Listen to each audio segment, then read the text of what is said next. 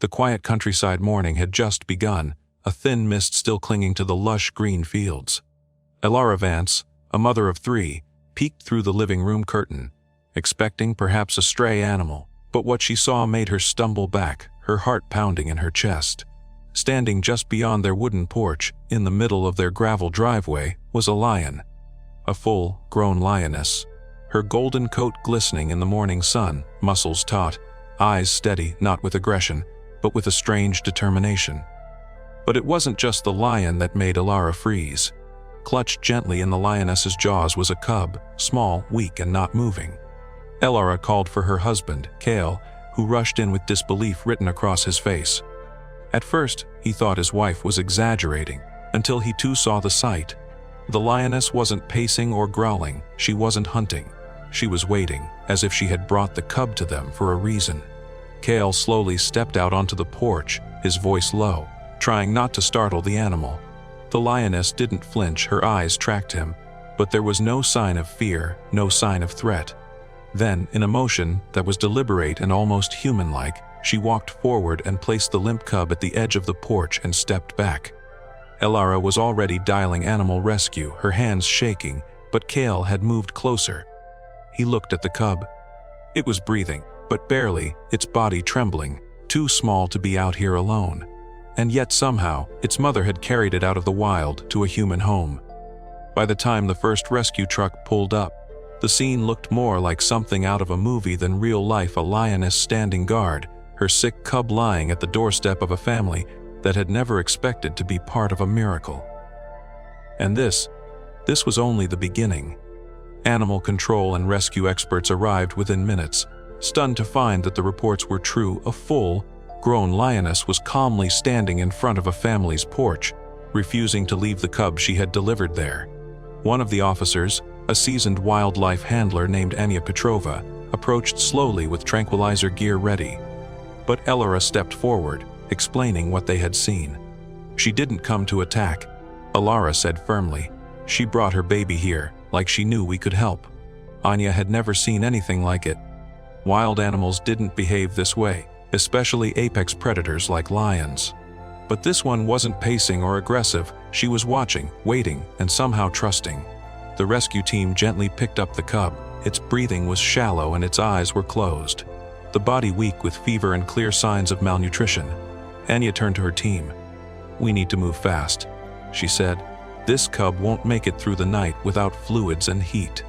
The moment the cub was lifted, the lioness stood up straighter but didn't move forward.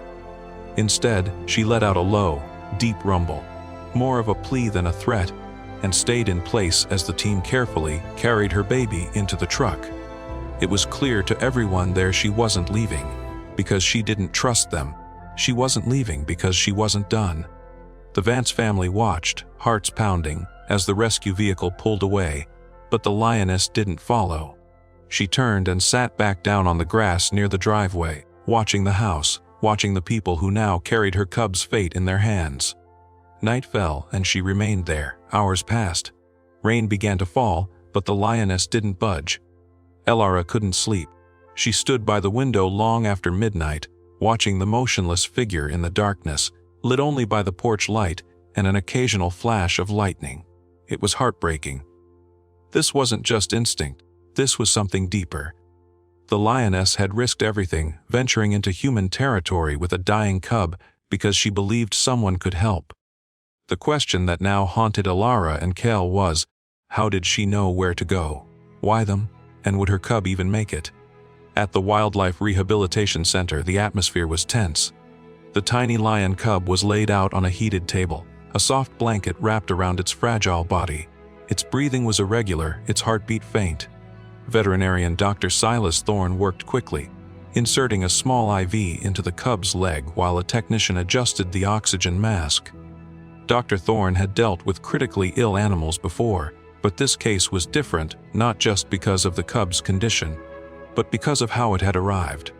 As he monitored the vitals, something caught his attention. The cub's coat had unusual discoloration around its belly and sides, evidence of an untreated infection that had likely come from an old wound. It wasn't life-threatening on its own, but combined with dehydration and fever, It could have easily turned fatal if left untreated for even another day. She brought him just in time? Dr. Thorne muttered, shaking his head. Another few hours and we would have lost him. Back at the Vance house, the lioness remained at the edge of their property. Animal control set up a temporary perimeter, but no one dared move her.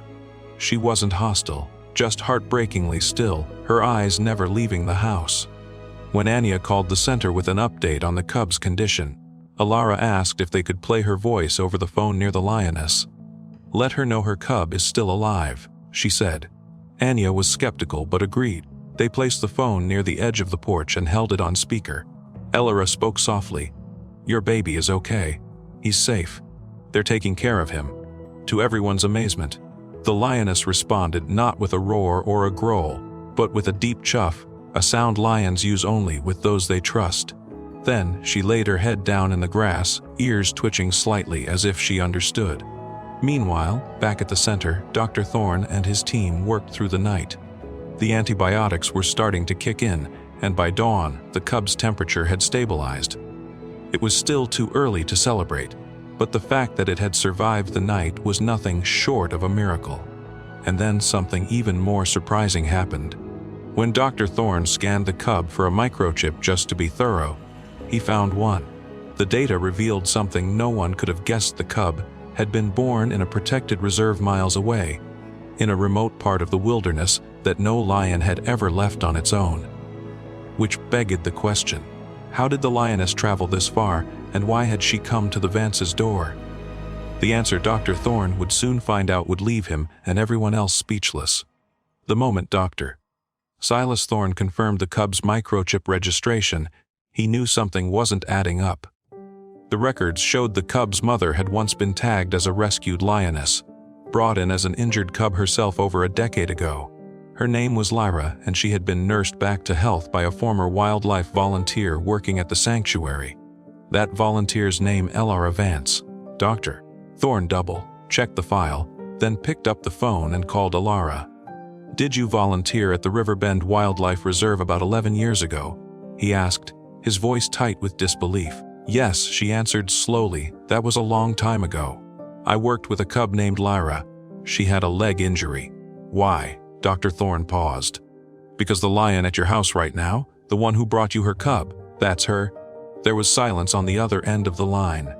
Alara sat down, stunned. She had spent nearly a year rehabilitating Lyra as a young lioness before she was released into the wild. She remembered every scar, every moment of bonding, how Lyra would curl beside her in the enclosure during thunderstorms, how she'd respond to Alara's voice. But that was more than a decade ago. Lyra had disappeared into the wilderness like so many others. There was no reason to believe she'd even survived, let alone that she would remember. And yet she had. Somehow, against all odds, Lyra had remembered the human who once cared for her. And when her own cub fell sick, when the wild offered no safety, no answer, Lyra had walked miles across unfamiliar terrain and brought her baby to the only person she believed could help. Alara couldn't hold back the tears. This wasn't just instinct. This was something else entirely, a mother's love, yes, but also loyalty, memory, recognition. She told Dr. Thorne to do whatever it took to get the cub strong enough to return home. They owed Lyra that much. Thorne agreed. Meanwhile, news of Lyra's incredible journey began to spread. Wildlife experts were baffled. Some dismissed it as coincidence, others said it was impossible. But those who'd worked with animals long enough knew better. There are things in nature that can't always be explained, bonds that go deeper than science can measure. And Lyra had just proven that some connections never fade, no matter how many years pass. 3 days later, the cub was strong enough to move, not fully recovered, but stable, eating, standing, and letting out small, croaky cries that sounded stronger each hour. Dr. Thorne had spent every waking moment monitoring its vitals, and the turnaround was nothing short of remarkable. But now came the question everyone had been quietly avoiding. Would Lyra accept her cub back after their time apart? Reuniting wild animals isn't always as simple as opening a gate. If a mother no longer recognizes her cub or senses it carries the scent of humans, she might walk away or worse, reject it completely. But Alara refused to believe that was the outcome waiting for them. Lyra had risked everything to bring her baby here. She had waited outside their house for 3 nights straight. She hadn't forgotten. She wouldn't now. The team loaded the cub into a travel crate lined with warm blankets and made the drive back to the Vance home, where Lyra was unbelievably still waiting.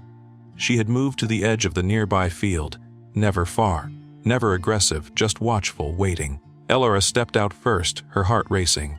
The moment Lyra saw her, she stood up, head raised, her tail low but relaxed. "Doctor." Thorne opened the crate and gently lifted the cub out. It squirmed in his arms, eyes fluttering open, and then from the cub's tiny throat came a soft whimper.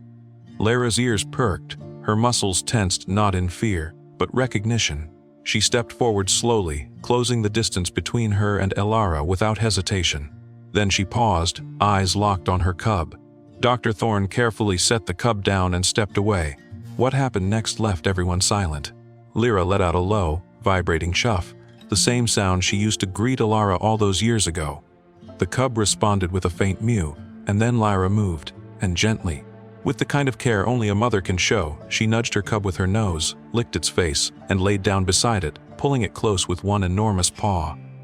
Tears ran freely down Elara's face. "Doctor." Thorne said nothing. There was nothing to say. No one dared interrupt the moment. Lyra had not just remembered where to go, she had remembered who to trust. As the sun began to set behind the hills, painting the sky in soft orange and gold, Lyra turned her head once more. Her eyes met Elara's, and though no words were spoken, the meaning was clear. She had come for help, and now she was taking her baby home. The days that followed were quiet, but something had shifted for everyone who witnessed what happened. Lyra and her cub disappeared back into the forest, but not before Elara saw them one last time, standing at the tree line early the next morning. Lyra didn't approach, didn't linger. She simply stood there, her cub nestled close to her side, and watched the house for a moment. Then, without a sound, she turned and vanished into the trees, her mission complete. Word of what happened spread beyond their town. Wildlife experts, media outlets, and animal behaviorists tried to explain it, but none could agree on a single reason. Some said it was instinct, others called it coincidence. But those who were there knew it was something deeper. It was trust, a bond built years ago between a young volunteer and a wounded cub, one that hadn't faded with time or distance. Elara kept a photo of Lyra from her days at the sanctuary. Now it sat on the mantel beside a new one, a blurry snapshot of Lyra and her cub walking back into the wild, taken from the porch the moment they left. She often looked at it, still unable to fully believe what had happened. But more than anything, she felt honored that Lyra had remembered, that she had come back, that when the life of her own cub was on the line, she chose to return to the person who once saved hers. And perhaps that's what makes this story so unforgettable, not just the miracle of survival or the reunion between mother and child, but the quiet, powerful message behind it that love leaves a mark, that trust once earned can last a lifetime, and that sometimes the wild remembers more than we give it credit for.